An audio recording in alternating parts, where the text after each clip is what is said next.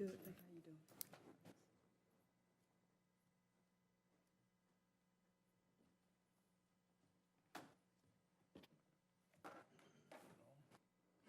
Good evening.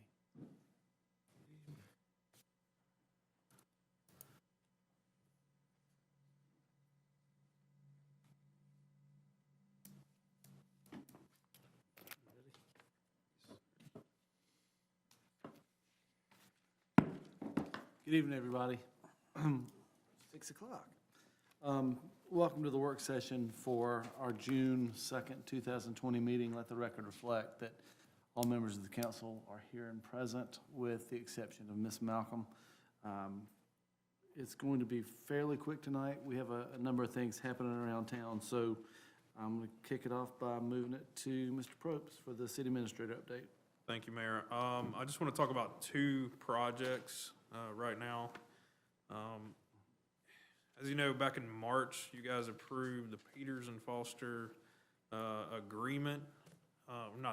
Didn't approve the agreement, but approved the contract contingent upon the agreement to redo that parking lot for public parking and to do Washington Street sidewalks, Midland Avenue sidewalks.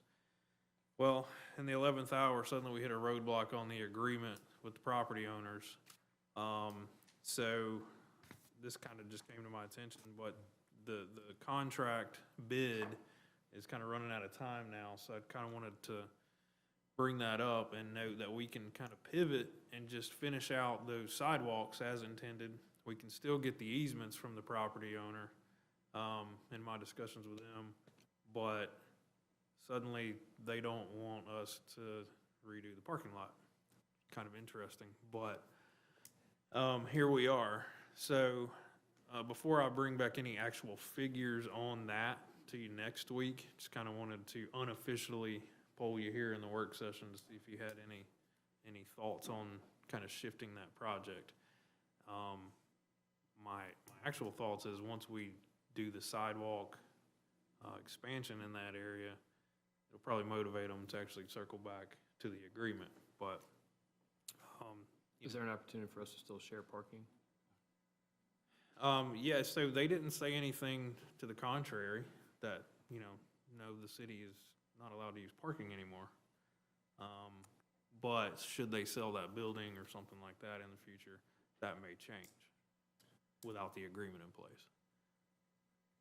So their agreement to the sidewalk on Midland, even up against their building? Yeah, so they said they would be okay giving us that easement if we continued on that path to just doing the sidewalks, where it takes out a little bit of that opening on Midland, like you're talking about, right up against the building.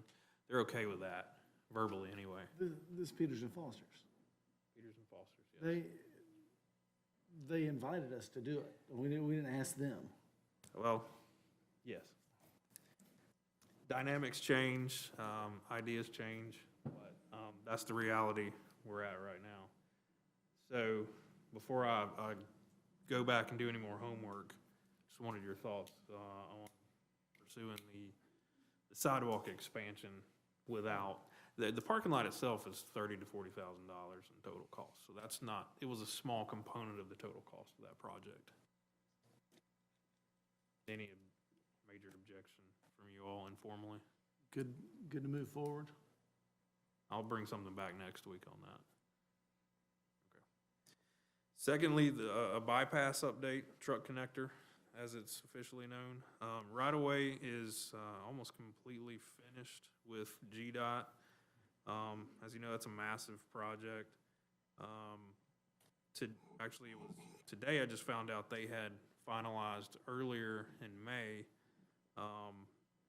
the actual design and location schedule for that project. So that is locked in, and the next step now is construction, which unfortunately doesn't look like it's going to take place until state fiscal year 2022.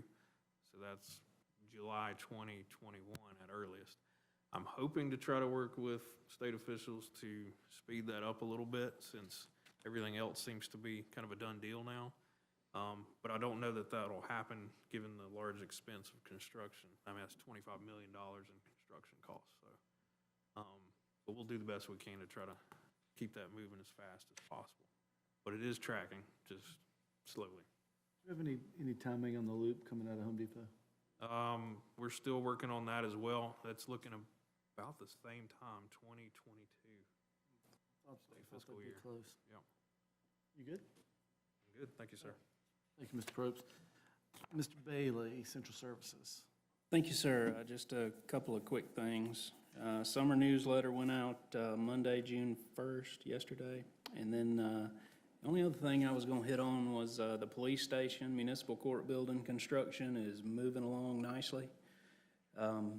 They've started putting up sheetrock, so you can actually, you feel like you're walking into rooms as opposed to just structures and framing and everything put up. And it's fun to actually start seeing how things are laying out and how we kind of took it from design to the build. And then too, I was going to invite anyone, if anyone, any of the council members want to go out and take a tour one day, just hit me up, shoot me a text, even RV. And I know either one of us would be glad to take you all around and show you where everything's at and kind of what's coming, what we're doing with different parts of the building. So that's all I've got to keep it kind of brief, unless anybody's got any questions. Are there any questions for Mr. Bailey? Thank you, Chris. Moving on, one thing we're going to change here in committee information, we're going to go straight to public safety, and then everything else will follow. So, public safety, Mr. Bradley. Okay. Call me off guard there for a moment. Oh, I'm sorry about that, just extenuating circumstances tonight. Okay, we'll start with the fire department, if Chief Owens can give us a report. Thank you, Mr. Bradley. Mine will be pretty short as well. Overall, you see the numbers from April, pretty consistent. They did drop down during the COVID crisis. The only real items I have to report is we are starting hydrant maintenance throughout the city, so crews are going out right now just doing weed eating and stuff, and in the coming weeks, we're going to start flow testing, but we'll definitely put that out on social media and get that news out there to the public as it moves forward. Be happy to answer any questions you have. Anyone have any comments or questions for Chief? Good, thank you. We'll go to the police department, Chief Watts. Thank you, Mr. Bradley. Same with us, you know, we did see a reduction in our calls for service, but I don't know if you looked at the area checks that our officers did. They went up tremendously with us conducting over 11,000 area checks, and I think that kind of helped contribute to the calls for service. Well, what I do want to kind of share with you tonight is some of the issues everybody in this room knows the issues we're dealing with across this nation. And just within the city here, you know, we did have some protesters yesterday that went very smoothly. We got word that it's possibly going to go again tonight. We're hoping that that's going to go smooth tonight. And we're preparing for one potentially taking place this coming Friday. We hadn't got any intel for anything for tomorrow, Thursday. But I do want to assure the council that our department has taken all the steps possible to prepare, to train, and to get ready for anything should it have the potential to go south for us. And as I'm sitting here tonight, I wanted to thank the mayor and the city manager and the council for always and continually supporting not only myself but this organization. Our officers thank you tremendously. They feel that support, and we get the support from the community. And that doesn't go unnoticed, and that helps keep us motivated to keep moving forward. So thank you. And if there's any questions on our numbers or anything, I'd be more than happy to answer any questions. Any questions? Okay, that's all we have. And with that, if you don't mind, I'm going to dismiss and go back and be with the officers just to be prepared for anything that may take place tonight. Thank you very much. Thank you. Thank you, Chief. Thank you, Chief. Moving to finance, Nathan Little. Thank you, Mayor. Ms. Thompson? Thank you, Mr. Little. I'll be pretty brief as well. Our financials as of April 2020, overall revenues and expenses are trending as budgeted, with the exception of MuniCorp and the economic development event fees, which obviously both of those are because of the COVID. But surprisingly, overall revenues and expenses everywhere else are trending as budgeted. We have applied for a couple grants for reimbursement related to the COVID expenses, one with the Department of Justice and one with DMA, and we are waiting for those approval hopefully anytime soon. Sales tax collections for April that we received in May increased by 11% overall from last year.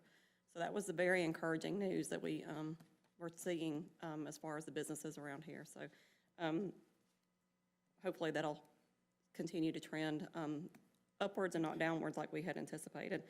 Another positive note is we only had 162 non-payment cutoffs in the month of May, when typically we have well over 200 and sometimes upwards of 250. So that kind of tells us that people are paying their bills, even though we unfortunately had to start implementing non-payment cutoffs. But there was a decrease in that, so that was also encouraging news. We are implementing fillable online forms for our utility customers, and we're gonna also roll that out to other departments after we get that rolled out. What this will do was, we'll implement those online fillable forms on our website, so that way it decreases traffic and decreases for the citizens to have to come into the office. For years, it's always been a policy, you have to come in the office, you have to come in the office. So we wanna get away from that.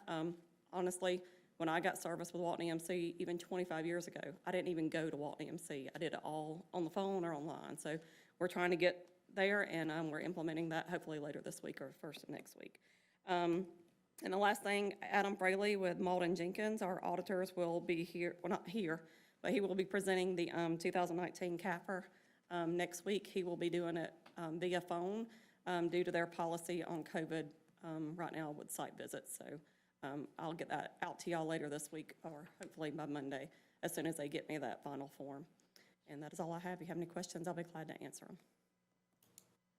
Are there any questions from Ms. Thompson? Not? It's the finance. Thank you, Mr. Little. Thank you, Ms. Thompson. Moving to Mr. Garrett for airport. Mr. Bailey? Thank you, sir. The only thing I have, and it kind of piggybacks on what Beth said, we've applied for an assistance program through the CARES Act that was offered nationwide, and then to the state level, and then to the local airports. We are eligible to receive up to $30,000 from the state for this funding to help with potential revenue loss and expenses that we've incurred at the airport during the COVID pandemic. So I think next Tuesday night, we'll have a resolution that'll have to be read to actually make us officially eligible and get us ahead of the game, so we can actually start the application, or actually start the submittal process a little bit ahead of time and make sure we get all the money that has been allotted for us. And I'll be glad to take any questions. No question, that'll be all. Thank you, gentlemen. Moving to Mr. Dickinson, Public Works. Thank you, Mr. Mayor. Mr. Smith, Solid Waste. Thank you, Mr. Dickinson. Real briefly, on update on the fence, we're about 50% complete on it. Should be done by the end of the week. We're gonna open up transfer station to the general public starting Monday. And the new leaf truck has been delivered. There's a picture that show you what it looks like. It's an automated truck. Can be operated by a single operator. And our curbside glass collection got pushed back. The plant where we were partnering with, they had a couple of cases, positive cases, and it kind of suspended their operation. We were ready to go, but we're really waiting on them right now. And the only thing else I have, we had an unfortunate event yesterday where one of our drivers knocked some power out on West Spring Street, and I'd just like to thank Brian for jumping right on it real quick and got it back up. Under the circumstances, we are very fortunate and grateful the driver and the truck is still with us today. And Brian may elaborate a little bit on it, but just want to make mention of that. Have any questions, I'll be glad to answer. All right, no questions. Streets and Transportation, Mr. Still. Thank you, Mr. Dixon. Unless there's questions about the numbers of the report you have in front of you, I'll just highlight a few things that we got going on and with things that we've seen. I'm sure as you come to City Hall tonight, you might have noticed some improvements to Wayne Street and Highland Avenue. Blunt Construction completed that. That works Sunday with that new product, HA5, new to us. It's been on the market for a little while, but it turned out really well. It's really going to turn even better once the striping is completed, which should be within the next 2 weeks, according to that striping contractor that we used in several other locations throughout the city that in agreement with other cities in the county. Put the thermoplast down, it's turned out really well. An update for an agreement we had with the county, I believe one of the last times we met for the Cedar Ridge Road, they have completed the deep patching, and as of today, they were leveling, so I'm assuming before the week's over with, they'll be finished paving that. So that's something else we can check off, another improvement there in partnership with the county. Other than that, we're moving right along. I'll be glad to take any questions. When are they gonna, do something about the patching on Pine Park? I know there's a lot of patching need to go on. That's part of the CDB project that's going on through there. Rodney may want to hit on that. In that area that's going to soon come to South Madison. I rode through there today. All the patches were in pretty good shape. They're full of gravel, but they seem to be holding up pretty well as of right now. All right, any other questions? Hearing none, we'll move to the one action item we have, which is the T-SPLOST intergovernmental agreement. Mr. Probst. Thank you, sir. Before you is a 2020 T-SPLOST intergovernmental agreement with Walton County, and of course, our other partner cities. We discussed this back in the retreat, I believe it was back in January, as to whether you want to proceed with this. And I know, sometimes it seems a little funny to proceed with an extra tax right now in this current climate, but things could settle out. But the reason why we're bringing it to you now is that we can always claw it back later should things not pan out economically. But you can't go back and retroactively do an intergovernmental agreement for a T-SPLOST because the elections office has to have so many days, 60 days of advertising time and so on and so forth before it actually gets to the November ballot. But anyway, on this T-SPLOST, it's estimated to be $60 million. Monroe would receive 15.4147% of the proceeds, totaling $9,248,820 in estimation. And that's the same distribution formula that we currently have with SPLOST. There's been a lot of work with the county and other cities on putting together project lists. For a couple years now, we've been working on joint transportation projects together, and this is kind of taking it to the next level. With some of these, if we do joint projects with the state of Georgia, they put forth even more funding for these projects where if we didn't have to do it, if we did it on our own, we wouldn't have that extra 20% that the state would match on certain projects. The mayor's been with me to many meetings over at the county and dealing with their leadership on this. And the project list before you on the second page there is pretty much what we talked about during the retreat. There's several items there. Some of them are joint projects with the county and the state, and then other ones are just general multimodal improvements, sidewalks, expansion, repair and replacement, asphalt, resurfacing, striping, so on and so forth. So it's a pretty extensive list of items that we can improve here in the city. And but this is not just a citywide only vote, this is a county vote, and it's my understanding that the county will be taking this up next month for their consideration, once most of the cities do the same this month. Is this list in order of priority? No, it's not in any order of priority. Some of these are already in motion, as you know, the eastbound on-ramp, westbound on-ramp, 1178 interchange. Some of these things take years to move through the state system, and if we could have the match come out of the T-SPLOST, that's even better for us financially than taking it out of the current SPLOST, which we can do a lot of more immediate projects with. Is there a reason why the county's not contributing to the 7811 interchange? They will. They will. That's not on their list. It's not on their list for T-Splosh, but it's on the kind of a current joint agreement list that we've already been working on. Great, thank you. All right, any other questions? All right, that's an action item for the committee, so I need a motion. Committee's Mr. Little and Mr. Garrett. Move to approve. All right, I have a motion and a second. Any further discussion? Hearing none, I call the question. All in favor state aye. Aye. All opposed? That's unanimous. We recommend that to the consent agenda for next week, Mr. Mayor. Thank you, everybody. Appreciate it, Mr. Dickinson. Moving to utilities, Mr. Little. Thank you, Mayor. Electric and telecom report, Mr. Thompson.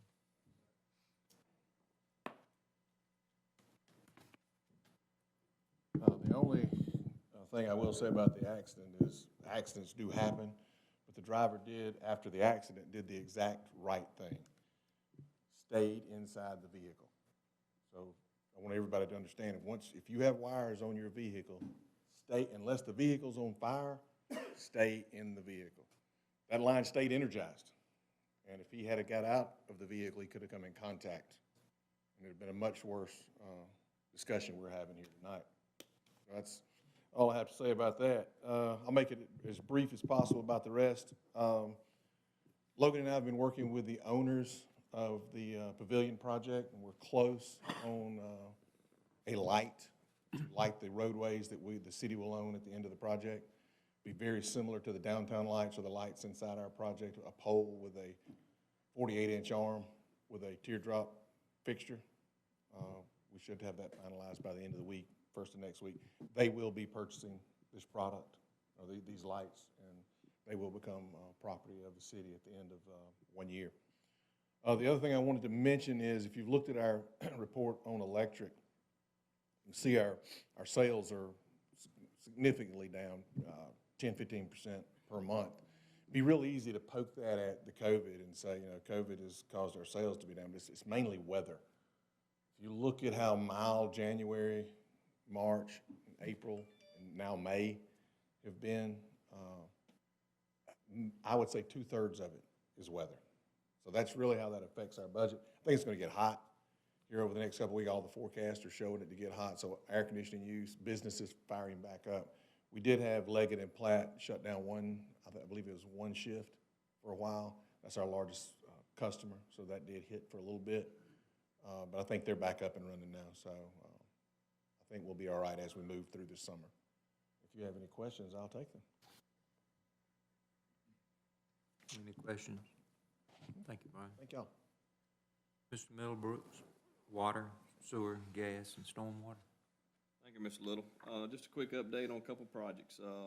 We completed the Stone Creek Phase 2 gas install this week, outside of some cleanup and some testing. Should be done by first of next week. Then we'll move on to Snows Mill Road for that 8.6-mile gas main extension along Snows Mill and Jones Woods Road. And then the Highway 78, the water line to Loganville is moving along fairly well.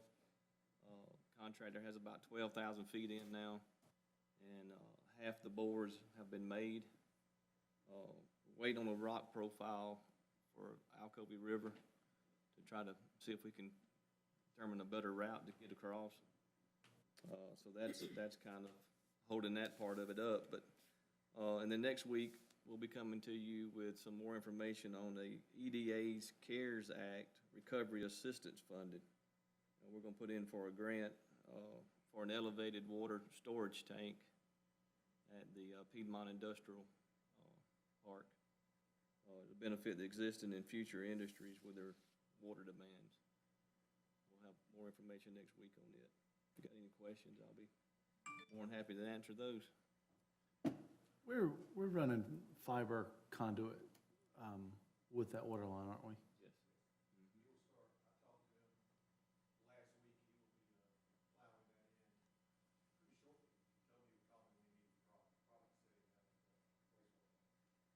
That's looking real good. Anything else from Mr. Middlebrooks? No. Thank you, Rodney. That's all, Mayor. Thank you, Nathan. Thank you, gentlemen. Planning and Code, Mr. Kelly? Yes, sir. Thank you, Mr. Mayor. Typical things on the report. If you've got any questions about that, I'll be happy to answer them. But I just wanted to run over a couple of things that are coming up real soon. I don't know how many people knew that Tokyo was looking to relocate, so they're working on getting their land disturbance permit to relocate onto 138, basically across from Checkers and the gas station. The Balmore Outdoors location that's been sitting empty for a while, just below Chick-fil-A. There's somebody looking at that. There's going to be 2 tenants go in there, from what I understand. They're not ready to disclose who those tenants might be, but just so you're aware of it, Walmart has gotten into the healthcare business, and they've chosen us as one of their pilot sites to put a healthcare clinic at the Walmart Supercenter. So they'll be providing dental, mental, and medical at that location when they finish that project. So those plans are under review currently. MAB, the huge development up there north of 78, doing great, going gangbusters. We're getting plans in on a regular basis to begin some preliminary reviews, and when they award some contracts and have contractors to apply for permits, they'll be able to get those just as quickly as they need them. And then Meadows Farm, I don't know how many people were aware of that, but that's a neighborhood across, well, just short of Stone Creek on Church Street. That will be being developed as well coming soon. They're working on getting their land disturbance permit and everything in order for that. And if you've got any questions about anything else, I'll be happy to answer them. Patrick, the Walmart project, which looks to be a very major project, does that have to come before the council? Now, their zoning allows for all the uses that they have there. They got the COA from the Planning and Zoning Commission for the aesthetics and the site design. So they're ready to go whenever they get all their plans approved and Good. permits purchased. Good, thank you. So that'll be a good benefit. Mr. Ross Bradley, Economic Development. Thank you, Mr. Mayor. Mr. Crosby, come share a report with us. Thank you. You'll see in the report, I've shared with you some reports that we've gotten from Nextsite regarding customer mobility. These are really interesting because it shows a baseline of Walmart and a baseline of downtown.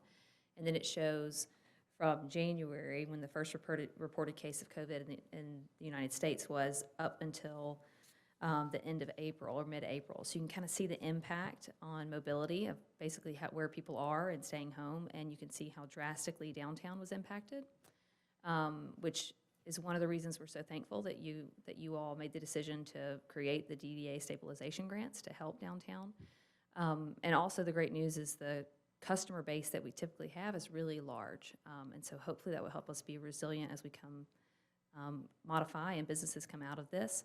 We also did a customer survey, and I've included those responses that you can look at. It's a lot of information, but just trying to gauge where our average customer is. And I did clip one of those responses right here on the first page for you to see that they are, apparently the majority of the population that has responded is comfortable with proper social distancing with a large outdoor event. Our first outdoor event that's planned for the city will be July 24th. So we have some time to keep figuring out the best way to do that, but that was encouraging to see where people are. All that can change at any moment these days, but also give you an update on where we are with the grants that have been awarded and the jobs and number of businesses that have been impacted. Been really pleased with our ability to connect with some businesses even more through this and help them.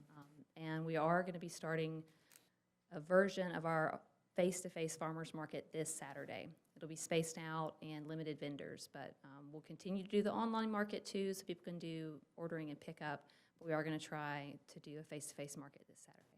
Be happy to answer any questions you have about anything else on the report. Sadie, we're still doing fireworks. July Yes, 4th. the city's doing fireworks, and Boys and Girls Club, as far as I know, is coordinating an event in association with that at Athens Tech. So we're sponsoring the fireworks portion where people can go and see. And then there will be an event that afternoon, fundraiser for Boys and Girls Club. Great. Thank you, Ross. Moving to Parks, Ms. Crawford. Thank you, ma'am. Real quick, the Childers Park project is, I would say roughly a week and a half away from completion, weather dependent, obviously. Currently, we like the Spring Street side. We're gonna clean up that area where everything's drained and runoff, take down a few more trees, hedges, and open up the view, and then we'll have to install the fountain in the lake, and then hopefully get some grass growing here soon and get everything looking nice for the summer. And then the other thing that I actually wanted to kind of turn into a little bit of a small discussion are the numerous buildings that we have at the parks. We had removed the red brick building at the front of Matthews, just due to its condition. It was dilapidated, really wasn't useful for a lot without major repairs. The other buildings that I was gonna mention that are currently in that same condition or far worse are the two at Hammond. There's one at EC Kidd and two at Coker. And I was gonna essentially ask and find out what the feelings of council were for us to pursue demolishing those structures as well. Just because repairing them at this point, they're essentially in an unknown condition because they have sat vacant, unused, vandalized for years while the county had ownership and responsibility of them, essentially. And we estimate the cost of disposal to be around $17,500 to $20,000 roughly for those structures. But if it's something that the council wants to take a look at fixing up rather than demolishing and moving forward and possibly looking at future placement of newer, more usable facilities that I think would be easier to maintain, and that's what we'll do too. So essentially, I'm asking for direction of what we would like to pursue and which way we would like to go with that. There's one you didn't mention over at Matthews Park, the bathrooms that are currently there. Are not in terrible condition. They are probably the most manageable of any that we have. Are they unlocked at any time, or we just keep them locked all the time right now? We have kept them locked currently just because we haven't had the funding to kind of get in there and go and tackle this as a whole problem. And that was why I kind of wanted to bring it to council and just kind of get the feelings. But yeah, I mean, it's something that we would have to get a contractor in there to take a look. But overall, I mean, it's in far better working condition than any of the others. I haven't seen inside of it, so is the problem with that specific bathroom just cleanliness, like a good scrubbing with that? It's cleanliness, some broken fixtures, piping, some of the walls are busted, so you'd have to replace some of that. But the structure itself is in far better shape than any of the others. You look at the ones that the bathroom that's near the tennis courts is it's virtually destroyed on the inside. Roof, building, everything, pipes, plumbing. The FAR building that's actually two-story is the same way. I mean, it was essentially just kind of an open facility. The inside of it's full of drug paraphernalia, different things. EC Kidd, it's a decent structure, but the inside's destroyed. I mean, it's potential that we could leave the overall structure until we decide truthfully what we're gonna do with that park itself. And then the two facilities at Coker are both in really bad shape as well. I mean, my thought on it is, I know I see Pilot Park on here, and it's further on down, and the items requiring action, but I think that park is extremely important because it's in a very central location to town where all communities kind of converge on it. My family and I have been at Matthews Park 3 of the last 4 Saturdays. Mhm. It's been extremely difficult having a 4-year-old and a 2-year-old without having a bathroom out Yeah. there. Is there any potential that, and I wouldn't mind trying to find some folks from town to go out there and clean it up, maybe buy new fixtures, just to hold it over for now until we have, funds to really invest in it.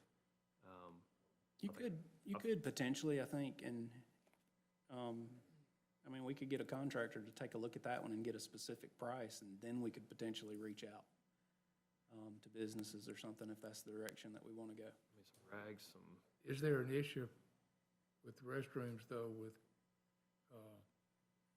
COVID compliant, I guess is the best way I know? I mean, Somewhat. wouldn't it require ongoing cleanliness and maintenance? I think we put a sign up that says use at your own risk. I mean, at this point, it's been No, around not- for so long that everybody should know how to handle that Yeah. on their own. Well, the governor's supposed to be coming up with an order Yeah. specifically for parks and bathrooms in the next week. There's not one now. There's not one right now. I just think that's something we need to, I agree with you, you need them. I'm not disagreeing. But I know that some other places I've been aware of have had to put in some very stringent rules as far as how often they had people in, cleaning and sanitizing. I think that's, That's one reason we haven't really pursued fixing that one, because everything's been closed up at this point. well, and I kind of have a different position on that, in all due respect, because I mean, I know that everybody feels differently about it, but every restaurant that I've been in that's been open for weeks doesn't have any special protocols for bathrooms or single-use cleaning. And to my knowledge, no Home Depot, Walmart, any other business that has a public restroom has been shut down. So I know that the one thing that seemed to be the least affected during the whole pandemic and currently is the park system. And I know that we have a less than adequate park system. And looking at the potential school year next year being extended online learning or whatever, I think this is really an area that we need to focus on, because it's the only thing we have for kids to do in town. And I mean, I don't think we can mobilize a group of citizens to go out and clean and buy new toilets, sinks, whatever needs over at, Matthews specifically, but I think that every time we've been out there, I've seen tons of disc golfers, tons of families fishing, swinging, and I think it's just kind of, I feel like it's a responsibility of ours to provide at least an area where families can continue to use that, and in my opinion, and I'm not a legal guy, but, a sign that says, hey, we clean these bathrooms once a week, so clean up after yourself, and just know that there could be COVID everywhere. Or not even trying to make it about that, but I think that we could not spend a ton of money right now in order to be fairly conservative, given the times, and still focus on Pilot Park and rely on the public, getting together and cleaning that one bathroom up specifically just for the interim. And yeah, that's somewhat selfish because I use that park a lot with my No, kids. but you're right, and I agree that since that is further down the list on our park list, we do need a Band-Aid there. So if you could check into that. I guess to answer your question, the $17,000 to demolish some buildings right now, while it would be great, doesn't seem like a priority, given a few other things that the parks really do need to just be used. I mean, Matthews Park looks better than I've ever seen it. You can see it all the way to the back of the parking lot, which is cool, because I've never seen that view before. But I just feel like we could take $1,000 and buy supplies and have groups, churches, Boy Scouts, whatever. And that was why I wanted to ask, to Yeah. kind of figure out, do we need to figure out a way to better maybe secure those others until we can deal with them? Or could we, We use that money to fix up the bathrooms at Matthews. It seems like to me that'd be a more practical approach. Are the buildings that you're talking about raising, are you gonna replace them? Eventually, we would with the whole. Are they masonry structures? The one building at Hammond, the bathroom that's in the worst shape is, the other one is I believe, wood and block, if I'm not mistaken.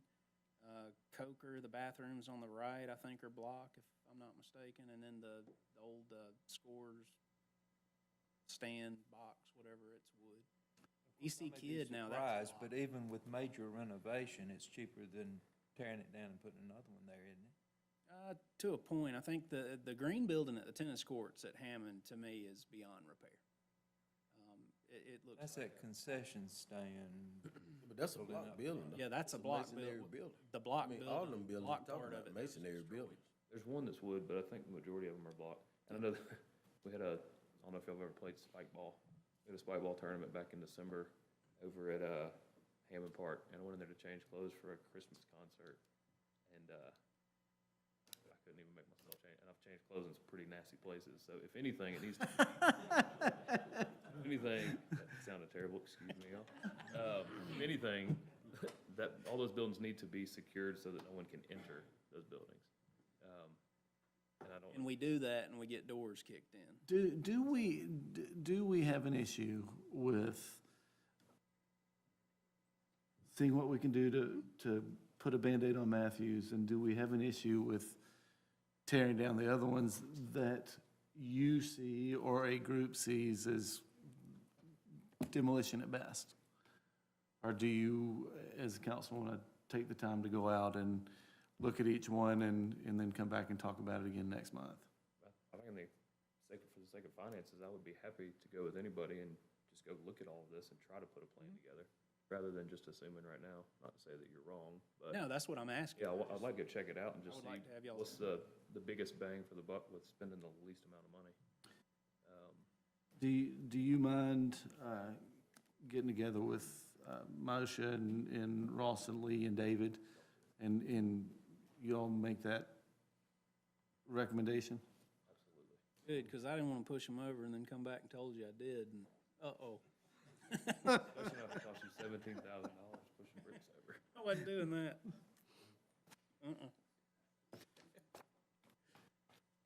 Moshe, are we good? Yeah, sorry that took so long. I just wanted to ask that. That's my fault.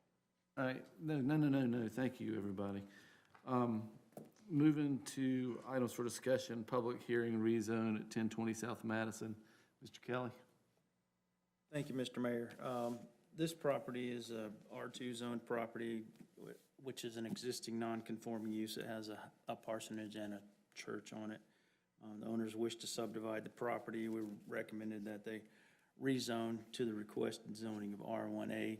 It's congruent with the neighborhood, and it would take a portion of property that's zoned for multifamily, even though it's not built that way, out of that category and into a more fitting zoning classification. It would also allow them to subdivide the property and sell the parsonage off as a single-family residence.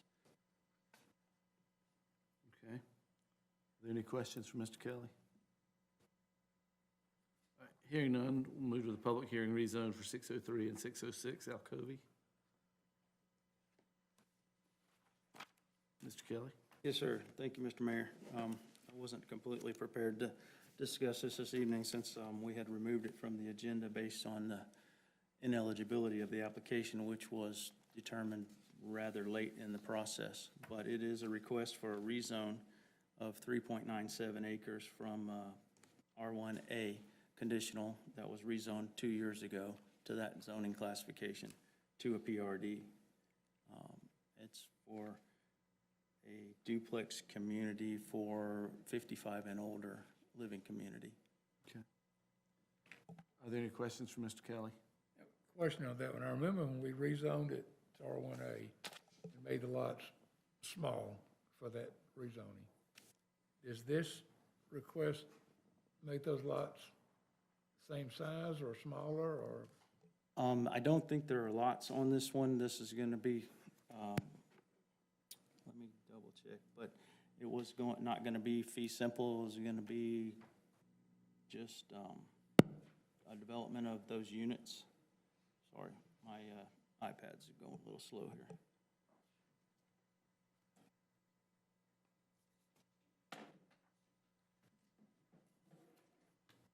I apologize.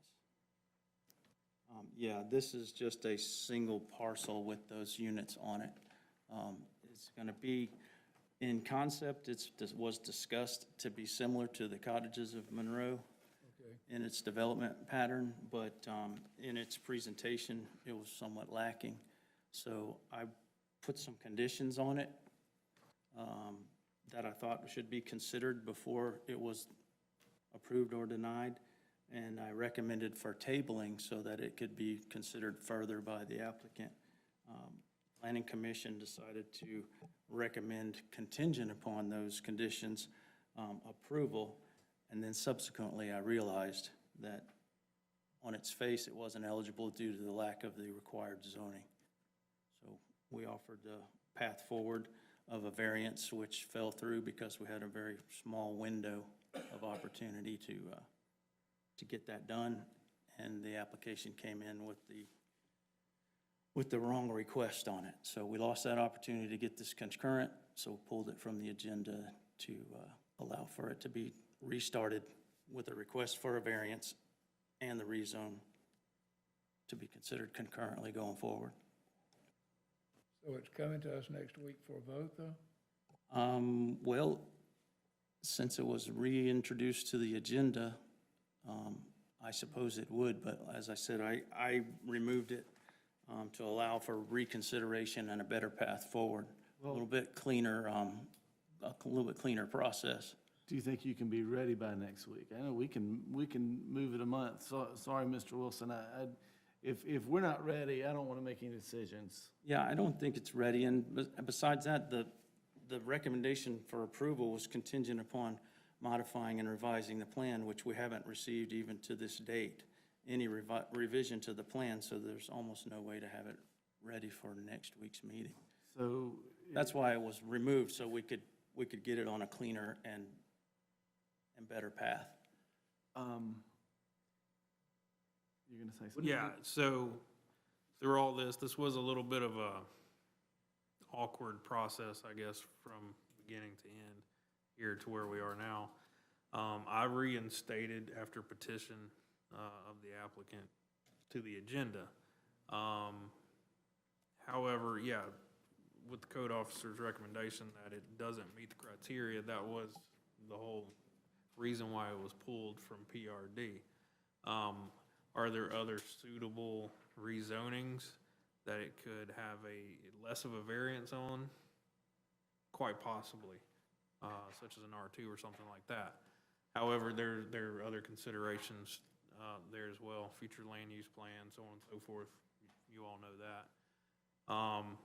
But just because of the terrain of this process, I just thought it would be appropriate to put it back on the agenda and let you all discuss it again.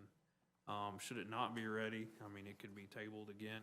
You could have your own opinions as to whether you want to change what the recommendation is to some other zoning classification, or you can deny it as it stands before you. So there's a lot of options here, but I just want to make sure that all the options are still available. And if I can just interject, I played a part in pulling this because the issue is that even though I know there's this desire to put a variance in on this, this isn't a metric that a variance is appropriate for, because our ordinance is very clear that there are ranges of sizes of planned developments, but then there is a bottom floor, one for non-LCI districts and one for LCI districts. And that bottom floor says that no planned district shall be less than 10 acres. So the problem that you have here is the application was applied for a zoning classification for which this piece of dirt is not eligible. So the legal issue that we have from our perspective is the applicant can file a request for a variance. It is not appropriate for, nor technically legally eligible in our opinion, for a variance to be granted on that issue, because your zoning ordinance is very clear that in non-LCI districts, there are banded ranges of recommended sizes of parcels. But then at the bottom of the size requirement section, it's very clear, and it says that there shall be no less than 10 acres. Then there is the exception for LCI district areas, which I think is 2 acres, which the intent there was to address in-town redevelopment projects under the LCI, the original 4 corners of the LCI. So it's, the reason that it was suggested that it be pulled, which came from our office, is that the application as it stands now really is dead in the water, because it is asking for a PRD on a piece of dirt that I think is 4 to 5 acres, somewhere in that ballpark.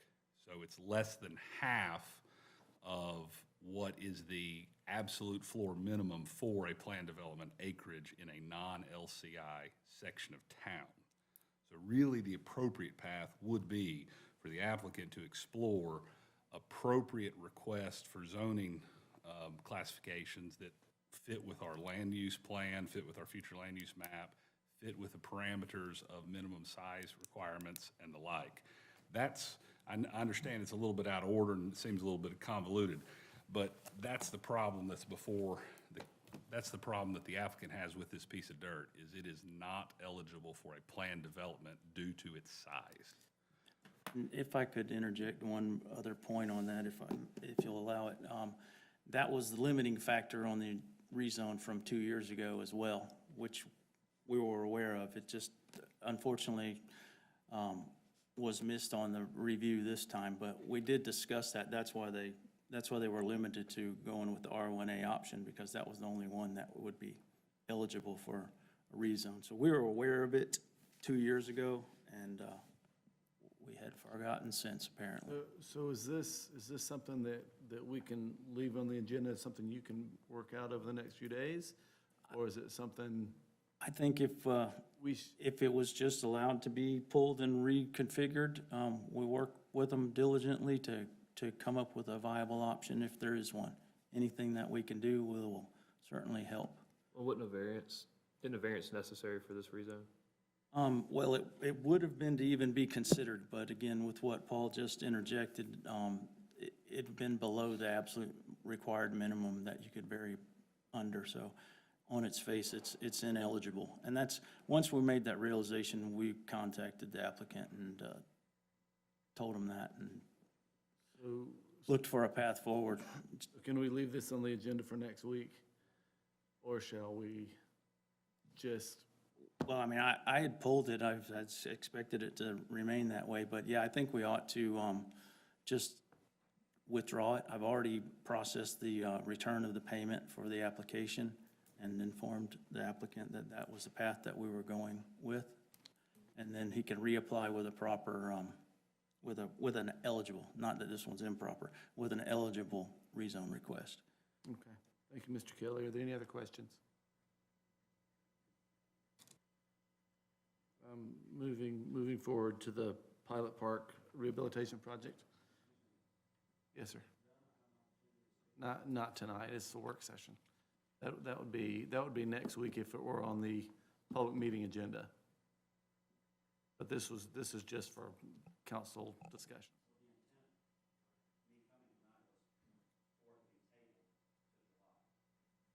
Which is fine, because it's pulled from the agenda for next month, so you can work it out for the July meeting. But this is just for council discussion. So you and Patrick can work on that this week, right? Yeah, and y'all can work that out. All right, thank you. Moving to the Pilot Park Rehabilitation Project, Mr. Bailey? Yes, sir, thank you. This is in addition to the $250,000 that we had approved for the Pilot Park project last month. This is actually the playground equipment and the different accessory equipment that's a part of that. So it's not an addition to, it's included within that $250,000. Yeah, my mic quit. And I can get up if you want me to. I'll be glad to.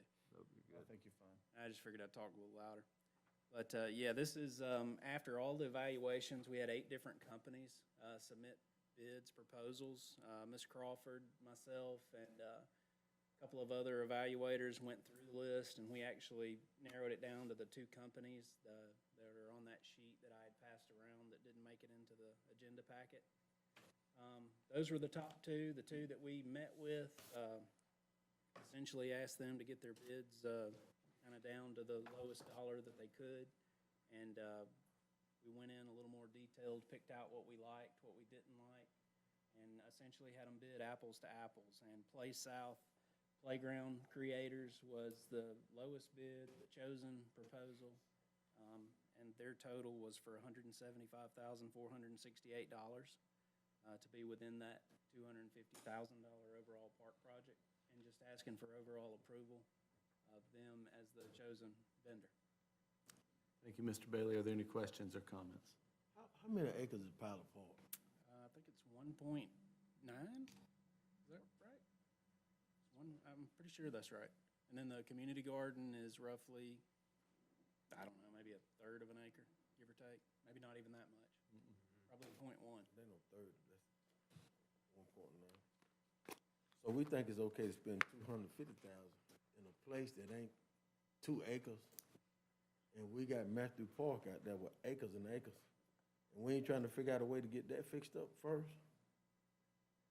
Well, we currently don't have enough money built up in SPLOST to be able to approach Matthews Park. The intent was to do that towards the end of the year when we could allow SPLOST funds to build up over the course of the year, to actually put enough funding essentially in the coffers to be able to pull from and to start Matthews Park. How much do you think Matthew Park gonna actually cost? I think you would probably be upwards of $1 to $1.5 million if you did a complete kind of a reassessment and rebuild of the park and to add some different features and functions. And right now, we're sitting at 571,000 in SPOS that's been built up for the parks. Not So to mention we're on- everybody, go ahead, sorry. I kind of concur with Ross. We need to actually get out there and do something toward Matthew Park. Because a park that's an acre, 1.9 or whatever you want to say it is, to me, don't seem like we should be investing that kind of money with a park that's small. As opposed to having a park that got all kind of land that could be used. The math to me don't make sense of what we trying to do as far as a small park like that. And as far as the size of Matthew Park, you could never have a family event at Children's Park. It's just not big enough to have no, Yeah, Pilot Park? Pilot Park. Well, the good thing is that, I mean, I guess we've been to both, my family, just me specifically. And every time we've been at Matthews, especially on towards the lunchtime, there's the two pavilions out there that are still, I mean, they're not beautiful and awe-inspiring pavilions, but, you know, they're still in good working order. And the greatest thing to me about Pilot Park is that it's accessible without having a vehicle pretty much anywhere in downtown. So, I mean, still like to get crazy. Let's go out and borrow all the money that we need to and fix up the entire park system. But I know that wouldn't be responsible, would it, Nathan? I mean, I feel like this is something that really everybody could benefit from the most. And then I think, I mean, I've worked with a local Boy Scout troop that's all for, you know, getting community service hours. I understand what you're saying, but the same people have the same issue that you do. The ones on that side of town have better access to the park as you do on this side of town. Okay, I don't really understand that, but I hear you.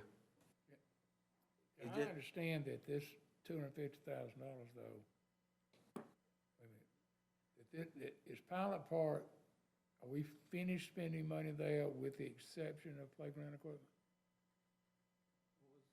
We're finished spending money there with the exception of the playground equipment. We haven't spent any money there yet. That would be out of the 250 is for the that was why I brought the project last month, was to go ahead and get the overall project budget, which is, that's a cap. I look for us to come in around 230,000 once we start everything. That'll include your landscaping, your irrigation, your additional sidewalks that we're widening for ADA compliance, and then just additional functions, benches, trash cans, new fence and everything that's fallen in currently, and then to clean up the backside too. So this was already approved, we're just Correct. taking the. I'm doing the playground component because it's over $100,000 and requires council approval. Yeah, let me get back to it. What I is, can rephrase my question then. We already approved everything with the park to be complete with the exception of playground equipment. Right. Well, Correct. yes, and the playground equipment assumption budget was $145,000, $150,000. And then the benches were an additional probably 20, I believe. So yes, all of that was approved as one lump for the overall project. This is just the equipment that I'm bringing back to be included within that. I was saying, all the other stuff, I mean, the sidewalks would be nice, the irrigation and landscaping, and I don't know if we need to do that because it runs under the playground. But, I mean, to me, my kids don't give a crap if there's pretty plants or benches, they just want somewhere to go to play. Well, and to, I'm saying we could really, you know, trim the fat on this as much as possible. I guess that was my question. Yeah. Is that do we need to spend this much money at this time, or should part of this money be allocated to the other things we were just talking about earlier? I mean, I'd be fine going on a field trip next week and going around to all the parks, or at least these two specific ones, and just looking at all of it. But I mean, I think this is really gonna be key for the entire community. well, and this was kind of what I was given, was to take Pilot Park, and that was why we pursued this. Yeah. So if I can clarify the landscaping, et cetera, it's mainly just sodding it, creating a nice place for people just Right. to run. Have an open area. And then the interior where the playground equipment is, it's gonna have Will be the proper feel that you're supposed to have at a playground. So if you remember back in our planning retreat, we basically said, okay, where do you want to start? Kind of inside out. We're going that way, but we're going to finish Pilot Park first because it's just right here. It connects a lot of neighborhoods. It's relatively small, and then this is when we can have a complete win on and say, this park is done A to Z all at once, rather than piecemealing it together over years. But then, of course, you all, I think at the planning retreat said, all right, after we knock that one out, let's turn our attention to Matthews and then Hammond and so on and so forth. And so that's what staff has done to date. Now, give me them list of parks in order that we plan on actually doing. 'Cause it look like we don't forgot about Childers Park, that we done about to spend $1 million plus down there. So we don't went from Chiller to Pilot Park. $1 million plus. We haven't spent $1 million plus at How much have we spent at, Chiller? That's a $90,000 project. You've spent Project. maybe 5 to 7 on the dog park, and then you've spent 90 on the pond, the restoration, different things. And that'll pretty much get that. That'll be done. So that's all we're doing at Chiller Park. That's all we're doing at Childers. Yeah, that's all we're doing at Childers. Finish out Pilot. That's a one and done turnkey project, basically. We're hitting Matthews, doing as much as we can there. So what have we did so far at Matthew? Tore down the building, cleaned things up. Yeah, we've pulled up all those old T-post markers and everything that were there, and what it said was there was no longer there. We've gotten rid of the brush and everything that had built up to where essentially you didn't have accessibility to the back of the park now that's now wide open. And it kind of sets the stage for us to be able to now come in, and we've got to figure out what our plan is for development. If we take what was currently kind of put in place, or if we sit down as a collective group and figure out what we want where. Which I think we should actually probably do when it comes to that one. Because there is so much land that. Correct. There's It's a so big many park. different That's a things. multi-phase park. You can add different types of trails, you can do all kinds of stuff. I'm just trying to find out when we're gonna actually start on Matthew Park. Really start on, that's really my question is. Well, you would go through the same kind of development stage to where you figure out what you want on the actual grounds, what you want different parts to be. Then you've got to put it out for an RFP. It may be one, it may be multiple. And then you've got to come back and discuss what you want to spend where and how you want to phase it, because you won't have enough money to do Matthews all at one time, but you can do it in segments and phases over a period of maybe 6 months, 6 to 12 months to be effective. So I think, correct me if I'm wrong, Mr. Garrett, when talking about what we're doing in order, we're finishing the lake here at Childers, we're knocking out Pilot, then the plan is to jump to Matthews, so 12 to 18 months. Oh, I mean, we could easily start planning it out and start RFPing it by fall of this year. Yeah. I mean, you could start planning it as soon as tomorrow. And then you go, My recollection is that when we talked about this in the planning retreat, that is the exact discussion that we had.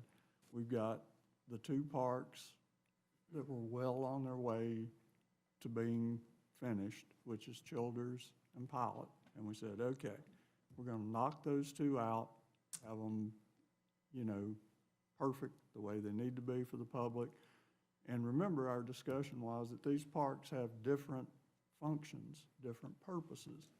So Pilot Park is more what I call the little kid park. Children's Park. Yeah, we need to get that project done. The next one is Matthews. Matthews, we're not gonna be able to knock it out in one phase because it's such a large park and it's such a big project. So we're gonna have to do it, in phases. But we're not gonna, my understanding anyway, is once we start on Matthews, we're gonna work through it in those phases before we then turn our attention to the next one, which is either Hammond, I guess it's Hammond Yeah, and then Hammond. Coker. But in between all this, we're also working simultaneously with the town green, because Right. we remediated that. But I think we have enough funding, as long as SPOSS holds up, to kind of do things now. I don't think there's any reason to wait 12, 18 months.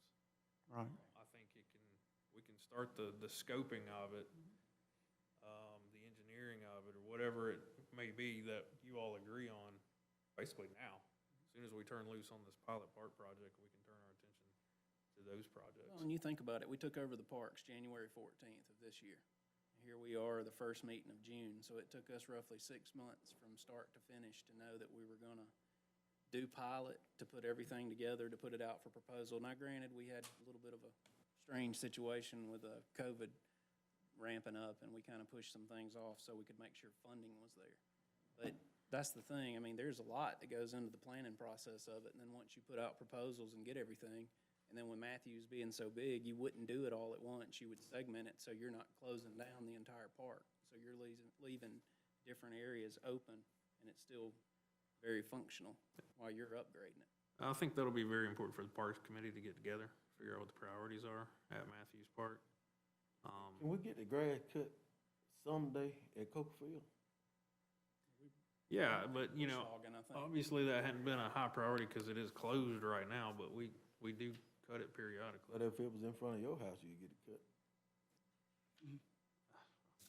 It's closed, so we're not gonna go out there every week. You ain't been out there all year. So once every 2 months will be fine, cause ain't nobody been out there in a whole year, look like. All right. So are there any other questions for Mr. Bailey? Not, I'll entertain a motion. I move to approve the contract with Play South Playground Creators for the $175,468. I'll second that. I have a motion by Mr. Dickinson, a second by Mr. Ross Bradley. Is there any further discussion? Hearing none, all in favor signify by saying aye. Aye. All opposed, like sign. Motion carries, that passes. Thank you, everybody. Moving to the bond reimbursement resolution, Mr. Probst. Thank you, Mayor. As you know, we've been working towards putting together a bond package for the combined utility fund, doing some large projects that can last us, 30 to 50 years or more in the utility fund life cycle. It may be a few months before that's all buttoned up, but as such, we wanted to go ahead and get ahead of it for budgeting and cash flow purposes, to go ahead and pass a bond reimbursement resolution. So we've been working with Stiefel. They're going to be our bond placement agent here for this deal. And what this does is it gives us a 60-day clawback or look back on any project costs that we're incurring right now, such as the Loganville water line, of which we're 50% partner on with the city of Loganville. And anything else that may be in that bond project list. So even though we haven't even passed it yet, we can go ahead and pass this resolution and tuck that into this package and go ahead and get reimbursed for things that will be amortized for a 30-year period without paying for it all right now. Gotcha. Are there any questions for Mr. Probst? Hearing none, Mr. Rosenthal? Thank you, Mayor. This is a reimbursement resolution, whereas the city of Monroe, Georgia intends to make certain improvements to its combined utility system known as the project, and whereas the city also intends to finance all or a portion of the costs of the project with the proceeds of tax-exempt revenue bonds to be issued by the city, and whereas the city also intends to pay for a portion of the costs of the project prior to the issuance of the bonds, and whereas the city may reimburse itself with bond proceeds for the costs of the project paid by it prior to the issuance of the bonds. Now therefore be it resolved by the City Council of the City of Monroe, Georgia, and it is hereby resolved by the same as follows. Number one, the city reasonably expects to reimburse itself with bond proceeds for the costs of the project paid by it prior to the issuance of the bonds to the extent permitted by Treasury Regulations Section 1.150-2. Number two, the maximum principal amount of bonds is currently estimated to be $50 million. So adopted this second day of June 2020. That is the resolution, Mayor. Thank you, Mr. Rosenthal. Are there any questions for Paul? Hearing none, I'll entertain a motion. Move to adopt the resolution. A motion by Mr. David Dickinson. Do I hear a second? Second. Second by Mr. Ross Bradley. Is there any further discussion? Hearing none, all in favor signify by saying aye. Aye. All opposed, like sign. Motion carries, that passes. We are going to skip over the personnel issue until next week. Couple of things, i's that need to be dotted and t's that need to be crossed. Moving to the mayor's update. Real quickly tonight, Lee's going to be a grandma, so when you see her again, wish congratulations. Joe Laughlin, retired captain with a firefighter, passed away the other night. His son, Jonathan, is on the force. And just a great guy and a great family, and it's gonna be a big loss for us. Next, First Day Outreach Resource Center that provides food and clothing and even shelter to residents of Walton County, Newton County, and Gwinnett County. Will have a ribbon cutting. They've invited you all. I'll be shooting something your way for that in the next couple of days. And then your COVID update, we're at 269 cases for the county. That's basically 280 out of 100, per 100,000, 12 deaths. So social distancing's working, everything's moving along nicely. And then Ross Bradley was the Community Spirit Award winner. I think you probably all saw his modeling exposition on the Walton Tribune. And congratulations. And finally, Larry and I talked the other day about hopefully doing a budget retreat sometime around July, when we would normally be at that MEAG meeting. So we'll be shooting for a date then, and just wanted to let you know. That being said, I need a motion to adjourn, please. So moved. We have a motion by Mr. Ross Bradley, a second? Second by Ms. Crawford. Is there any discussion? Hearing none, all in favor signify by saying aye. Aye. All opposed, like sign. Motion carries. Thank you, everybody.